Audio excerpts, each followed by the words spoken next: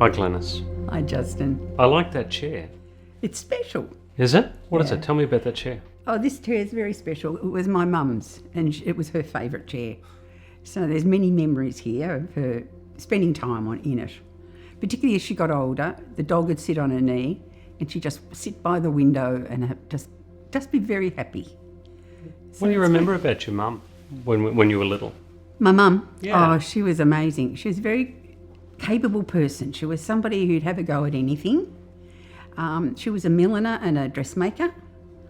So she was very fastidious in what she did. But she was always very encouraging and really supportive of whatever I wanted to do. What was she like? What's one of the first things that you remember? One of the first things that I remember is I used to do gymnastics, what we call gymnastics now. And she had an argument with the lady in charge. I think I was 4, because she wouldn't let me my mum put lipstick on me. And mum felt on the stage you needed lipstick. So I can feel a bit of her in me. Stand up for what you believe in. Tough cookie? Tough but gentle. Yeah, she was. What was your dad like?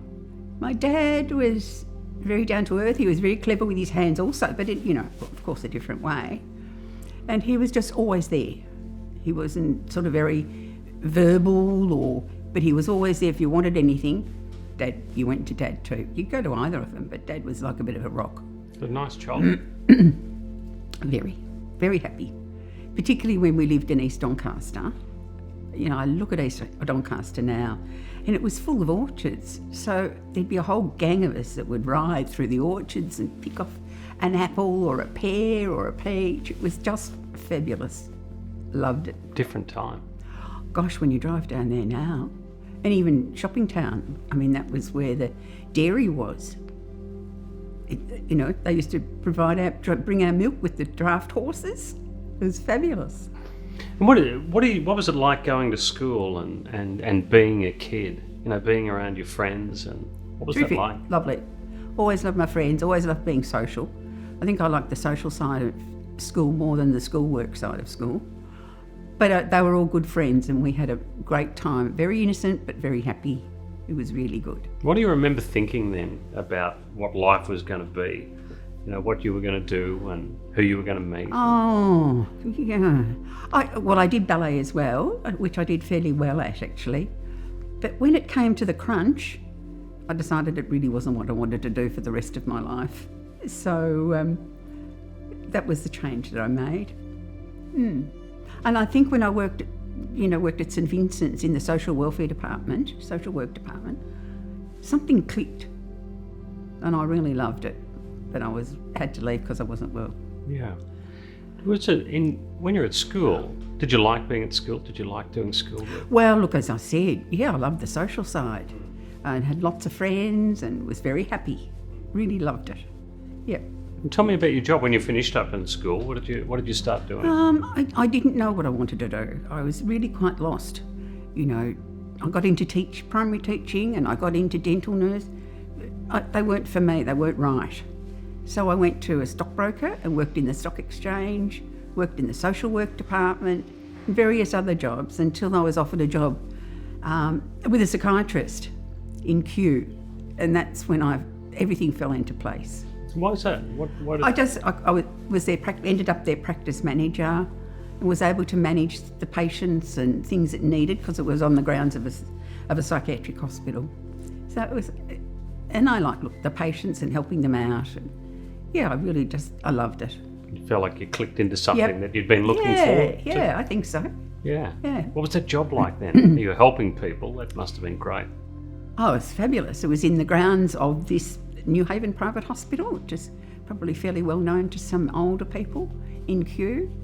And so we had inpatients and outpatients. And that really, I learnt a lot. That was the beginning, I think, of a real learning curve. What did it teach you?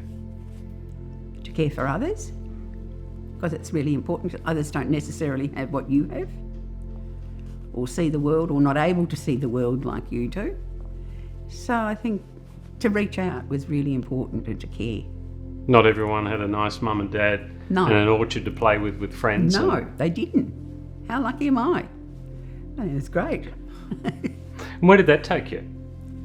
From there, we went down to Geelong because Bill was transferred down to Geelong. We were married in 1971.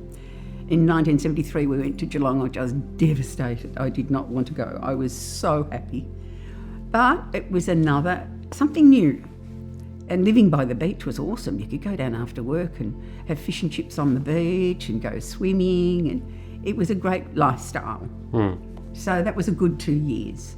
You mentioned Bill. You met in... We actually met when we were teenagers in the same group of friends, which is incredible. So then we met up again later, and that was the beginning of the end. Happy time.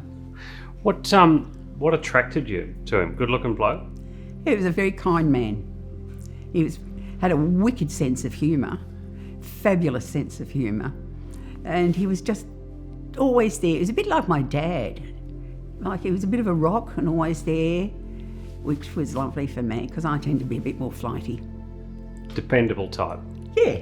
Yeah. Yeah. Yeah. But what was that like in those early years when you found out that you were in love with each other?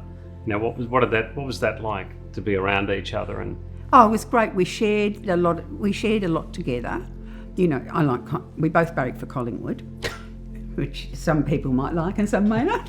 we used to go to the football together, and we just liked being in each other's company. Really enjoyed it. And planning our future. We all, when you meet your life partner, it's a future that you look at for both of you. And when you were making those plans together, how did that, when you look back at it now, all these years later, what worked out, what didn't work out, what changed for the better? What changed interesting. I think if you think about when you first get together, for all of us in our relationships, you're going to do this and then we'll have children and then we'll do this. There's that plan that people expect. But that wasn't to be for us. I found it really hard. I really found it very hard after a lot of gynecological issues, a lot of loss. It was really difficult. But we thought, well, we're a couple. We want to be a family. So we're children needing a family. So we looked to Bangladesh and we looked to Thailand, and both those programs had closed. Programs for adoption? Yes, for inter-country adoption, yeah. So I met a friend of a friend on a business trip. Things do work out, and I tell you, it's amazing. We happened in 1978 to go to the Philippines on a business trip with Bill, and we met a friend of a friend who had just adopted a little girl. That was the beginning of the end of that. I was like a woman on a mission. Well, that journey, that mission, tell us about it. Oh. There's a big story there, but how did it start? Well, it started with infertility. What was I going to do? What were we going to do? We made the decision we were going to be a family. We wanted a family. We wanted children. Then when it went to inter-country adoption, we said we would make whatever country our children came from, because it didn't matter. It's a matter of the children's needs, not ours. That we would take an interest in that country. But I must say, Justin, I never thought it'd end up quite like it has. Do you remember the conversations that you and Bill were having at that time? That must have been tough to figure out where you were going to go with that. It was, because it was just post-Vietnam. I don't know if you remember, after the fall of Vietnam, there was a lot of criticism of children being taken from Vietnam, from their culture. And so we had to think about that. But children don't have a culture in an orphanage. I've been in so many orphanages around the world, Philippines, Thailand, China. Children don't get culture. They don't learn anything. They survive. And that was something I really learnt. So it was, what do we want? Let's see where we can go. And once we'd had the connection for the Philippines, we made a commitment to the Philippines, and we contacted the Good Shepherd Sisters, and I looked at the law for Australia and for the Philippines, because there wasn't an active program at that point. And I just thought, I made sure everything was A-OK. And so off we went on a wing and a prayer. And I lived there. We were placed with a little girl. Well, we were in the waiting room and a blue hat walked through and then a pink hat walked through with their carers. Wow, you could have nearly knocked me over. Or both of us. No, just in love immediately. It was wonderful. You remember that so vividly. Yep. And particularly seeing Michael had colic and diarrhoea, and I was sitting there in my nice white skirt and my navy and white top, and he crapped all over me. So I had to deal with that with the sisters. Oh dear, they're great memories. When you were talking about the troubles that you had, and you mentioned fertility, then to have that connection with another human that you thought, well, look, we're going to be together, until my life's over, we're going to stay together. What was that like? It was beyond, it was just magic. I can't even describe it. It was all those plans and the tears and the anxiety and the arguments and everything. Because I got sick of people saying, when are you going to have a baby? When are you going to have a baby? So in the end, I used to say, I can't have one. That soon fixed them up. How did that? They shut up after because, that? Yeah, they did. Because it's an expectation, which is so wrong. And particularly these days, it's different. But to have these two, boy and girl, son and daughter, was wonderful. What was Bill like at that time? What was Bill Well, he nearly saying? dropped Kate because he was so emotional, and she was such a wriggle pot that we were both overwhelmed because we never expected two babies. Was he a good dad? Fabulous. And that comes out, I think, even these days, that often even the three children will say, what would Dad have done in this situation? Or Kate has said to me a few times, yeah, Dad, I think Dad said to do this and to do that. So they refer to their dad, and the boys do too. So yeah, he was really a great dad, very kind, very caring, but fairly strict down the line. Yeah, so I love those memories. You lost Bill about 10 years ago? 10 years this October. Awful. Really tough. Really tough. And he struggled for 21 months with cancer. The day that Asher was born was the day that we were told that his cancer had spread. It was inoperable. Well, all of his cancers were inoperable, but it was another one. So we just had to cope and manage as best we could. And you'd been through tough times together before, and you'd been up in those glorious times of getting the kids, and how do you then be together and talk to each other at a time like that? Yeah, it was a tough time. We had support. We got some support from the council. I think there's a bereavement group there, and we talked about that, and we did talk it through, and I'm glad we did. And we made some decisions together, which is what we always did. And I'm grateful for that, because I can reflect on that. But when Bill died, it was then just chaos. I just was not prepared at all. I stayed in the house, but it was too much for me. I couldn't cope. So I wanted to downsize because there was only David and I. So it took me 12 months to decide to make that move. Yeah, it was big. It was really big. Was that from a practical point of view when you said that, or was it from an emotional point of view where you just were missing him that much that you couldn't? Both. Like, we had a swimming pool and I had no idea what to do with it. And then it was just too much space, and I didn't want to do all that. I just suddenly wanted to come back to myself because I had to be on my own and I had to survive on my own.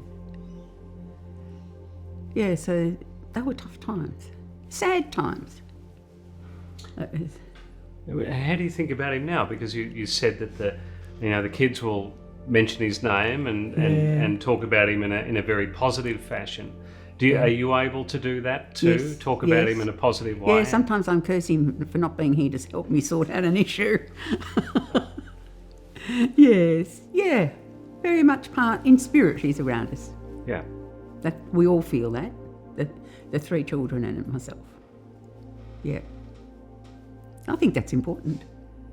So, do you think, in your experience, the difference between adopting a child and having a biological child? What are the benefits to the adoptive side, you know?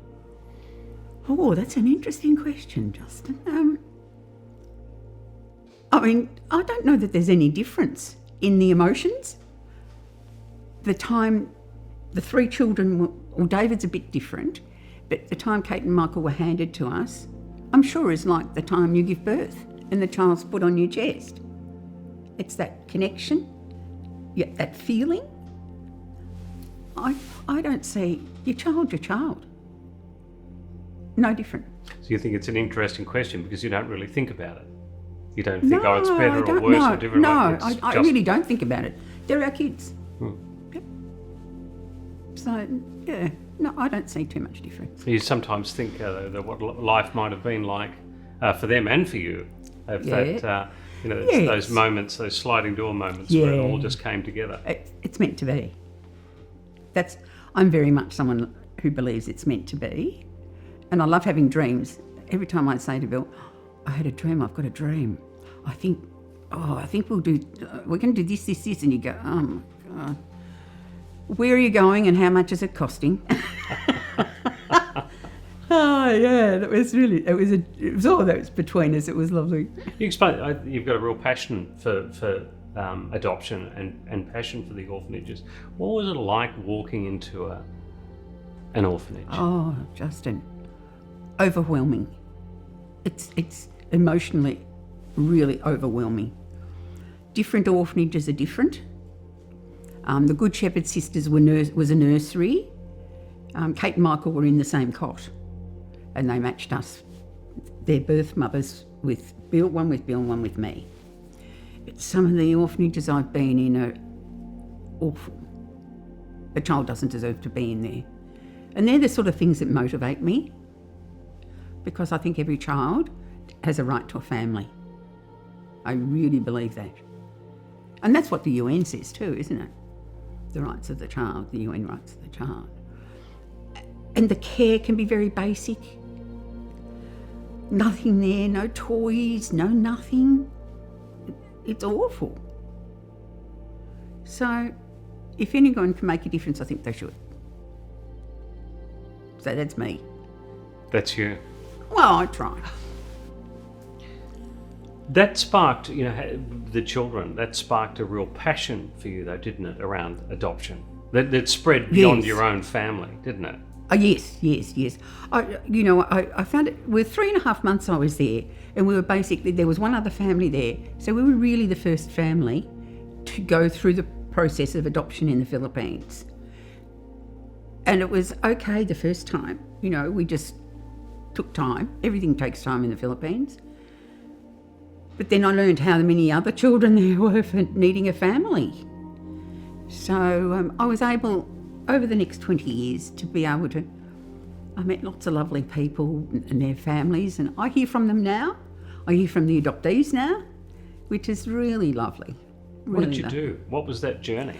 It was once they got an allocation of a child, then I'd help them, depending where the child was, help them with their travel plans, what to take, and prepare themselves for the weather and all sorts of things, and put them in contact with a family who also had a child from that home, because the kids came from all over the Philippines, and just sort of connected and tried to make it as easy and as pleasurable as you could.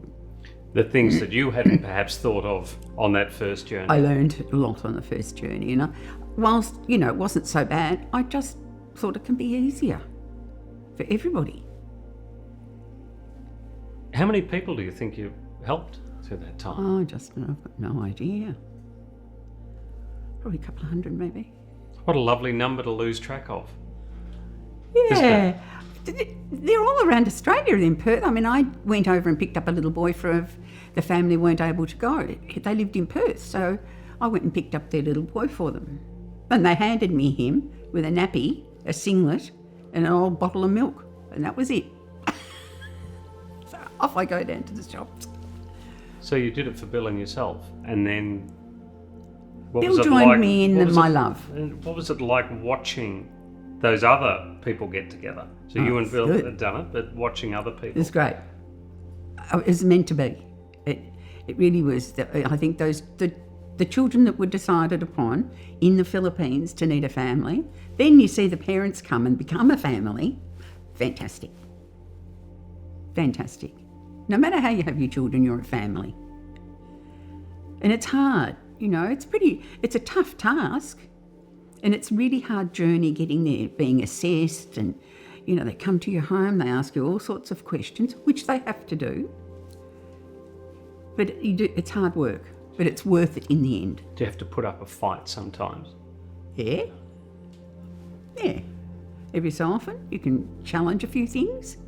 Families would ring me and say, for example, a couple have had a few phone calls, we'd like twins, but they tell us there's no twins. And I said, what a lot of rubbish. Of course there's twins.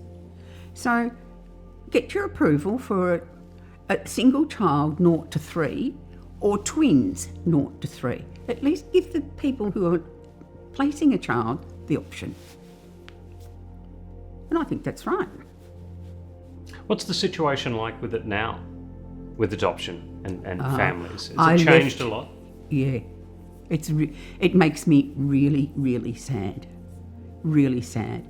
And the reasons that it stopped are bureaucratic and power. It's very sad. There's no point in saying to me there's no children in the Philippines needing a family, because I know there are plenty. But it's all gone into the government, and particularly over there in the Philippines. And people find it very hard. And it shouldn't be, but that's the way it is. That theme of you helping out other people, that just seems to have been... I was wondering where the core of that really came from. To sort of go back again, where do you think where does that stem from? I think it really, really hit me when we went to the Philippines and I lived there. The first time I didn't live as a Filipino. I lived mainly with Australians. But I still learnt a lot. I read the newspapers and I'm trying to understand this country and these people. And Marcos was in power. Marcos Senior was in power. So it was an interesting time politically, but I knew nothing about it. But boy, I learned. And I feel quite strongly about the political situation there now. And I'm reasonably active online about it. What are you saying to people? What are you... Well, I signed a petition today because there's a lady, Ate Sally, who's been in jail and she has done nothing wrong. All she's done all her life is she's a relative of a friend, looked after children, developed programs for care and for, livelihood and things like that. Very wrongly imprisoned. So I signed that. I think that's terrible. There's no justice. And I guess I've learned about social justice and about the problems of that as well, and human trafficking and this child sexual abuse in the Philippines is dreadful. We all need to know about it. We all need to be a voice. You strike me as a person who really, you know that the injustices are there, and you think, well, look, it all starts with somebody speaking up, and if we don't start doing it, it's up to each of us to do it. That's how you feel? Yes, it is. And I particularly when we were adopting David, things didn't go quite the way they were supposed to go. I would never get involved in corruption and payment. So I had to pay the price, and that's okay. That's okay. Yes, the Good Shepherds taught me about that too. They're amazing. They're very much a grassroots order, and I did march with them. I didn't tell Bill at the time, but it was the same. They were marching. They were risking going out. There was plenty of military there, etc., etc. But it was for the rights of the women, for justice and equal pay, and for human rights too. So, yep, got to speak up. Did you ever tell Bill that you marched? Yep. Oh, he said, yeah, that'd be right. Yep. What was it like when the kids were young and they were growing up and starting to find their own way, and they're breaking away from you a little bit, and what was that like? It was good seeing what they wanted to do, where were their talents, where were their interests, where, what were they looking for, and etc. It was great. They were the only Asian children in their school, so Kate and Michael were. So they were a bit of a novelty in a way initially. But no, it was good watching them finding direction, finding their feet, whatever they wanted. They talked to you about that? Yeah. About being the only Asian children in school. Yeah, What did they say, and what did you say to them? Well, I just said to them that, you're very fortunate to be the only two. Hey, imagine being like the rest of them. And then with David, he had a bit of a time. It was not a big issue for Kate and Michael, but David had a time where the kids were asking him where is his real mother. And the teacher contacted me because it was becoming a bit of an issue, and David mentioned it. So I went up to the school, to the class, and talked about how families are, the different ways, and some of them had stepfathers. Families are made up in different ways. So there was not a problem after that. So, yeah. A different kind of march. Yes. Another kind of march. Always marching. Oh, that's me. Does it feel like that sometimes? Yeah, and sometimes it feels like nobody's listening. Sometimes some of the things I think people think, oh, come on. But anyway. Like what? Tell me. Well, I think, I think about the issues in the Philippines, the human rights issues, and I'm connected with people, with the sisters and Father Sheikh Cullen, and it really is an issue that we need to know what's going on in our neighbour. They're our neighbour. We provide aid to them, which at one point, the aid was actually being built for roads to get the tanks done in Zamboanga. It wasn't going to the people or to develop, so there's those things. So, yeah, I think we need to learn more. We don't hear a lot about the Philippines in the news here. I notice you hear not the Philippines. I don't know why. Is it because it's been like that for a very long time? Could well be. Yeah, could well be. And it hasn't improved. It definitely hasn't improved, which is sad for the people. Is there some well-directed anger in you? You like? Yeah, probably. There could be a bit. Yep. For those that do the wrong thing and those that are in power that do shocking things, we're working with through Kadasik to try and help people, really poor families, and here they are up there spending millions of dollars doing goodness knows what, wasting it. Yeah, I get a bit angry about that. I think everybody should. Was there ever anyone trying to pull you back from that? It doesn't feel like Bill would have been like that. He would never have been doing that. No, but when we talked about it, we talked about it a lot. He was absolutely supportive. And we started a little group, Human Rights for Filipinos, and Bill and I were in that, just to try and create awareness. Yeah. And how did life go on from there? The kids are starting to grow up and they're starting to have their own lives. What did you make your purpose then? Well, the issue of getting David was a challenge and another real learning curve. Amazing. And that was that's where I come from now. I was with David, what came from his birth mother. He was extremely unwell. So we had to get medical care, that was fine. And his mother just wasn't able to look after him, as the mothers quite often aren't. So I told the welfare department, we were approved by the Australian government and the Philippine government, so I don't see a problem.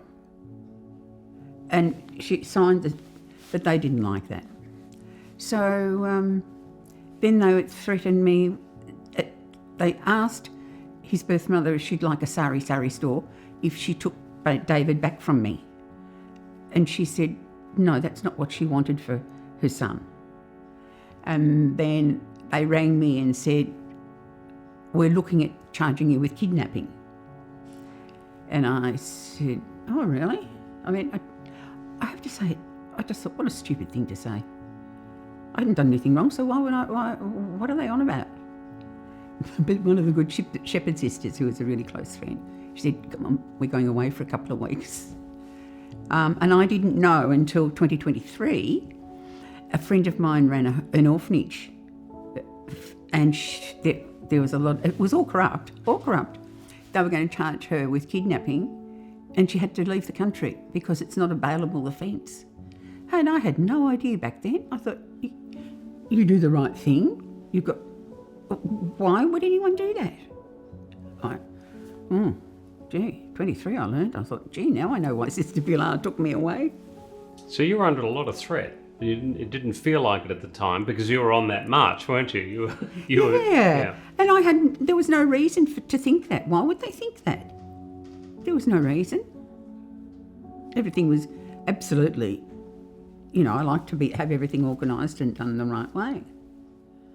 But the big thing, one of the biggest things in my life was with David, was we were up north of Manila in Vigan, and she'd been jailed for being an NPA sympathiser, which was stupid. She wasn't. But a bishop got her out. And so she had a PCO, a Presidential Commitment Order on her head. So we were sitting at her cousins up in Vigan, and her cousin yells out, military. Of course, PCO was the highest order of somebody being wanted, I learned. It was a terrifying time. We both sat there and went, there's nowhere to go. One of us could get in the wardrobe. So we just said, okay, we'll just sit here and just see what happens. And what went through, so many things went through my mind. And I realised how terrifying it was. It was really terrifying. But thinking, imagine how people must feel in these regimes, like others in the Philippines that get pulled up for all sorts of things. The fear of the military is something I really, it was a real lesson. Luckily, they came to her house for something quite different. Whoa. That was really something. Hence, I'm on the mission again.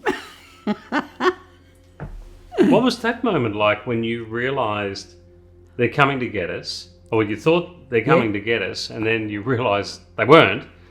What did that feel like? The relief. We gave each other a hug and just sort of sat there.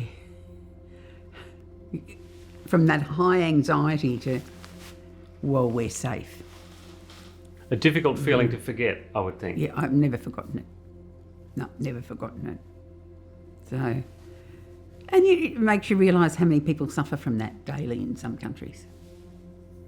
I mean, I guess I worry about the Philippines because that's my country. How did you finally win, David? How did win that battle? Well, we went to court with the granted adoption. Everything was just fine. The court said, that the head of the welfare department had to sign the court order off for adoption, no problem. Except she decided she wasn't going to sign it off. So, I waited and waited. I learnt a lot.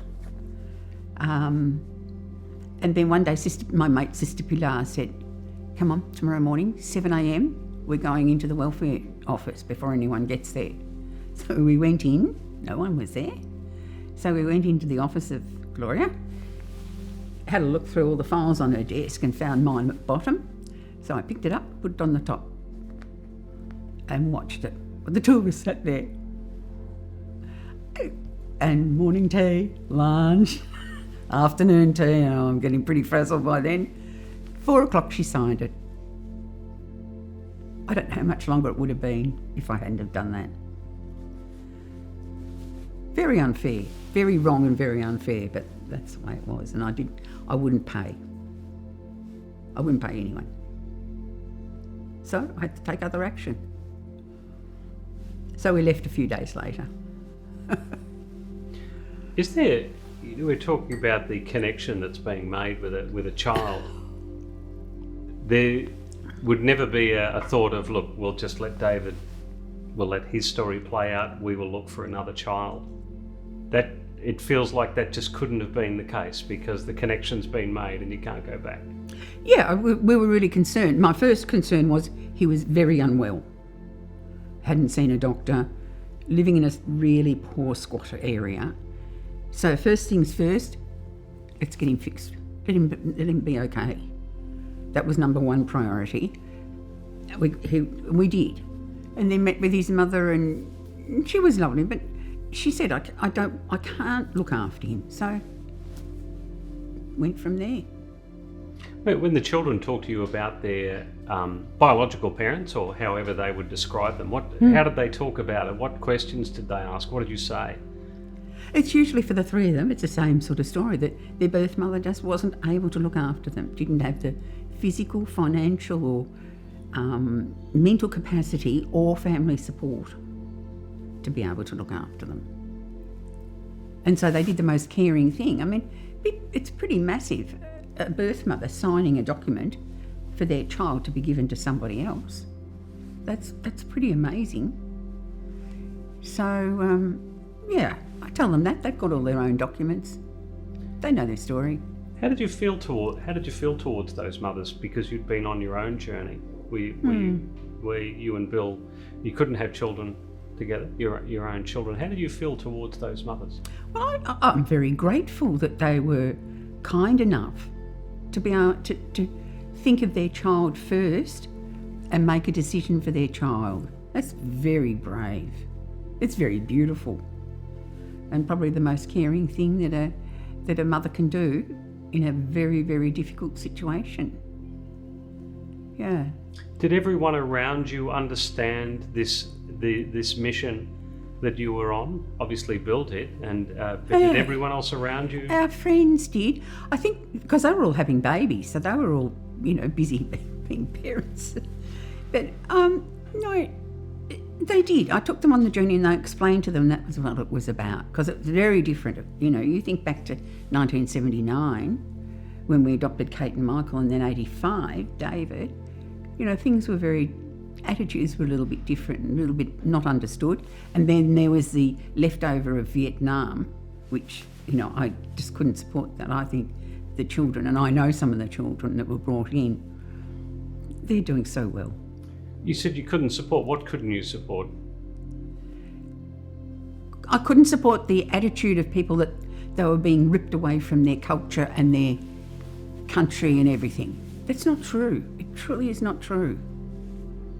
My kids here, I mean, we've been to Filipino functions, we've been to fiestas, and now then they got to the point where, that's boring, we don't want to do that anymore. So, okay. Well, you were trying to keep that connection for them, were you? Yeah. Okay. And I guess now I'm the one with the connection. And the passion and the love. You've been, for your great work that you've done, you've been given the Order of Australia. You've been there? Justin, yes, I didn't quite know how to deal with that. I really didn't, because you're doing what you do because you want to do it and you love it and you love the people that you're working with. We've got, at the moment we've got 200 families in our program, but this has been going on for 30 years. I was sort of taken back. I didn't quite know how to take it. It's an absolute privilege. But I thought, oh gosh, I didn't think I was worthy, to be honest. I just thought, no, you just do what you do. Why not? I don't know. It's a question. And I might add, I recommended a friend of mine, and she's got an OAM as well. She lives in the Philippines. Because I could see the wonderful work that she did. As a nurse, she saved lives. She's just been marvellous. But I've met some lovely people and I feel very privileged. I really do. When they told you that you were getting it, because it arrives in the mail, I think, or sometimes email. They rang me. They called you. Yeah. Tell us. And I burst into tears. And my son was here and he said, "Why are you crying, Mum?" And I said, "You can't discuss it with anybody. You know, if it was to happen, would you accept it?" Oh, gee, that was amazing. Anyway, yes, I did. What's it mean to you now when you have it, you look at it and you see the initials after your name and think about everything that happened to get to that point? What do you... I think about my children, the 3 children, and I think of all the other lovely families that I've been involved with, which I think is really important and I love. But then I think about the work of Kadasig that we've been able to build from child sponsorship program. It started, I found a little girl in the street. I was with one of the Good Shepherd sisters and I said to her, why isn't this child at school? And she had wood on her head. And sister spoke to her and she said she had to sell the wood so that they had a meal that night. So there's another learning for me. And that her father had been shot by the military and he wasn't guilty. So there we go. I'm going, oh. So from the sponsorship program, we've been able to develop now some livelihood programs for families, friendship schools. I've got schools here because I went into a school. I was going over. I went into a school, and I went from Holy Trinity just here into a school, and they had absolutely nothing. There was a blackboard. You know, they didn't have lovely things hanging around, and their desks were eaten by termites. I couldn't believe my eyes. So I set up a friendship school program, and it's lovely. There's schools here. There's 8 schools here who help 8 schools in the suburb and have made such a difference. It's really good. With just hundreds of kids, because, you know, there's about 500-700 kids in each school. So that was really good. The connection continues, doesn't it? Yeah, and we bought land, we know, fundraising, and people have donated to buy land, and we built housing, stronger housing, because after Typhoon Odette, I lost my little Nipa hut, and everybody lost their Nipa hut, so we have to build something stronger. So we do now out of hollow blocks and James Hardy board. And what's changed for them now? Like, what change do you see for them in those schools? In the schools. The schools get a higher level of grading and the kids get an education, and they actually have coloured pencils and texters. They have things like that. The sponsorship is absolutely a way out to lift yourself up. So there's a lot of graduates doing lots of great things. My girl just graduated in Customs and International Borders, which I think is fabulous. And the friendship schools just give a good basis for teachers from here, send teaching aids to them. And they found it very helpful. Very helpful. That's something we do a little too much. We get involved with ourselves so much that we don't sort of look outside. Are you grateful that you were not pushed, but you had no option but to look outside and move outside? Yeah, Are you lucky, grateful that happened? Yeah, I think I'm very lucky. I've got a couple of girlfriends who have adopted, one in particular. So we journey together a bit and talk about lots of things. But sometimes it's difficult to tell people what's going on and the need. But we've done fairly well. We've bought land, we've built houses now, and got the program for the kids and the sponsorship program. Educational sponsorship is definitely a way out of poverty. There's no doubt in my mind. I've just seen too many young people. Not one of our sponsor kids children went through, not one of them has come back to ask for help. And there's a few hundred of them. There's more than that probably, actually, going over 30 something years. Yeah. You think about them a lot? You think about their faces and what they're doing and what they might be up to at the moment, and Yep, all the time. And our lovely colleagues over there, they send me photos a lot. No, I know what's going on. Oh no, we're going to build a new playground. So because you don't see playgrounds in the Philippines, and we're going to build a community house for meetings. Yeah, we'll do that. So we've got that going. Yeah. That's up and running right now. You're doing that now, working on that now. Yep. Yeah. You're going to slow down at any point, or? Oh, no. It keeps me going. You hadn't even considered it by the sound of it. Oh, and I think about, look, I really got to think about this. I'm getting on. And I think, I don't know what I'd do if I didn't have my weekly conversation with them and see what they're doing and hearing the progression. At the moment, we worked with Palms Australia, and we've placed a nurse in our communities for 12 months. And she's starting community lessons with all the families. So it's fabulous. What would Bill have thought of this little pin up there, the OAM? Yeah. On the day I got it, I really thought of him, and I thought, Kate was there. My ex-parish priest, Father Terry, was there, who's one of my referees. I found out later. I think he would have been really happy. I think he'd be really happy. Yeah, well, you've been running around all these years. But that's, yeah, the way it is. You've surrounded yourself with all this change that you've managed to help other people with. For yourself, what do your days look like now when you're not involved in helping out other people? What do your days look like now? It's slow. It's slow in that.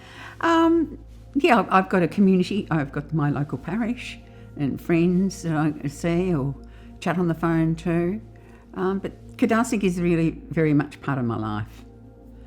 And I still want, I really want to still keep involved with it and get other people to take over some roles. I have chopped back what I do. So I'd like to see some young people interested. It's not really, it's a different world now. I don't know what's going to happen.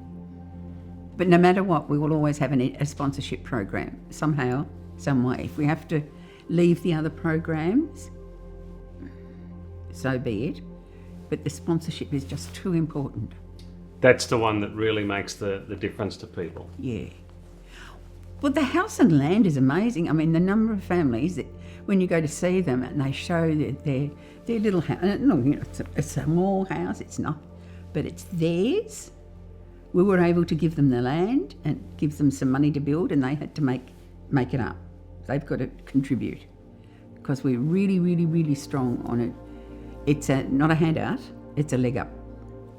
We do help you, but you've got to do your bit. If they don't, well, then they leave the program. And that's worked well for over the years as well. And I think that's very right. I don't think people appreciate things if they're just given them. But if they have to put a bit of time and effort and a bit of work in, I think we all appreciate things that we've been involved doing. So it's great. What's the next project? The next project? Well, we're going to build a livelihood centre, which means all the livelihoods, they have things like they grow mung beans and corn and bananas and pitchi, all sorts of things. We're going to have a centre where it's going to be focused all in one place. Instead of being, if you want some eggs, you've got to go up that mountain, and if you want something else, you go up that mountain. Everything's going to be put together in this livelihood centre. I think that's going to work much better. So do they. They make the suggestions. It doesn't come from me. They make the suggestions and I try and make it happen.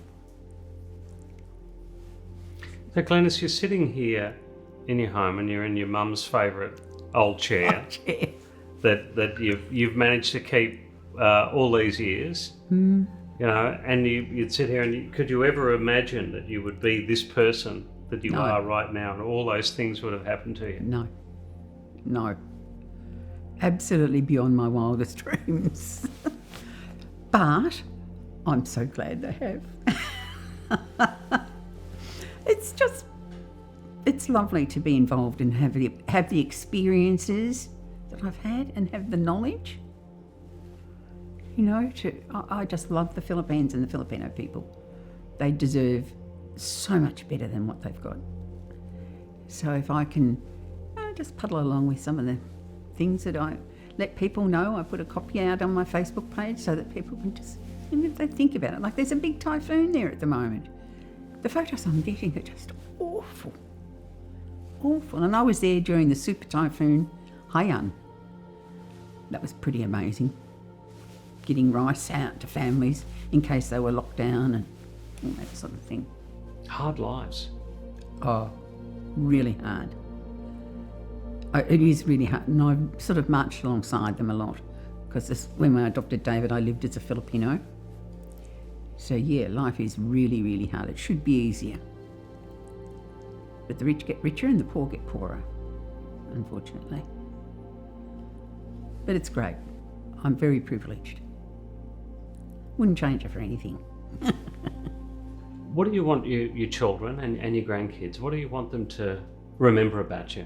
When they think about you in many, many, many, many years to come, what do you want them to think?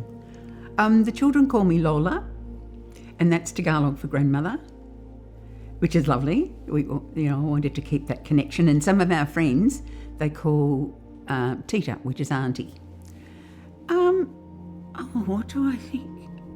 I hope they remember me as being somebody who was caring, who loved them dearly, and wished that they could follow their dreams and work out what they want to do, where they want to go, and work hard to make it happen, because it is possible.